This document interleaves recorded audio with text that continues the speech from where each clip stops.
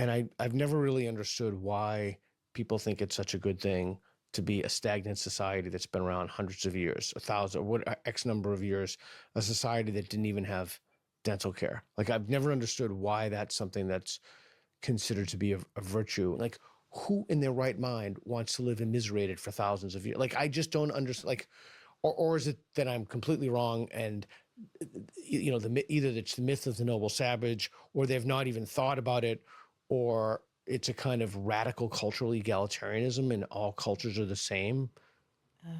I think what is happening is the romanticisation of the past. Totally. Yeah, it's sort of some seductive story It's what they're about doing, Arcadia. like colonisation. It's not the reality of a society without the wheel, with cannibalism, with warfare. It's very difficult to understand, isn't it? How people can romanticize something which is profoundly not romantic.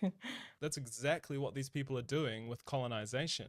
Things like cannibalism and warfare, those are two things that the British and other Westerners were engaging in during that time themselves. And of course, they're the biggest warmongers on the planet. Absolutely. Whatever Māori did here in Aotearoa among each other can't be compared to colonizers going around and slaughtering millions of people and stealing the land world over and then controlling their resources, until this day. She's projecting her own romanticization of colonization. And then, with the dentistry example. There were studies done in the past looking at cavities, for example, and Māori had no cavities. So it wasn't until colonization that our health started to deteriorate.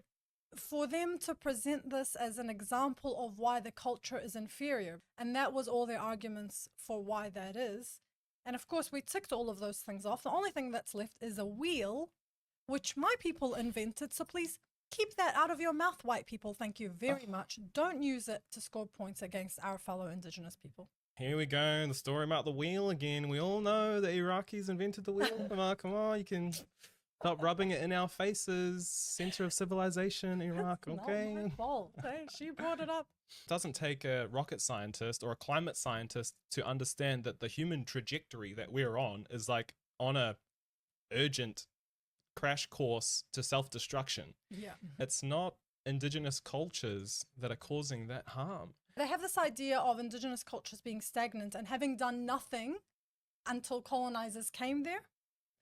Of course, it's not true. There's no such thing as a stagnant culture. All cultures progress in their own ways. And as Peter said, the current ways of progressing are actually destroying the livelihood of humanity. So who is more progressed? Is it the society that kills itself or the society that was able to find eventually, with time, a sustainable way to coexist with the environment?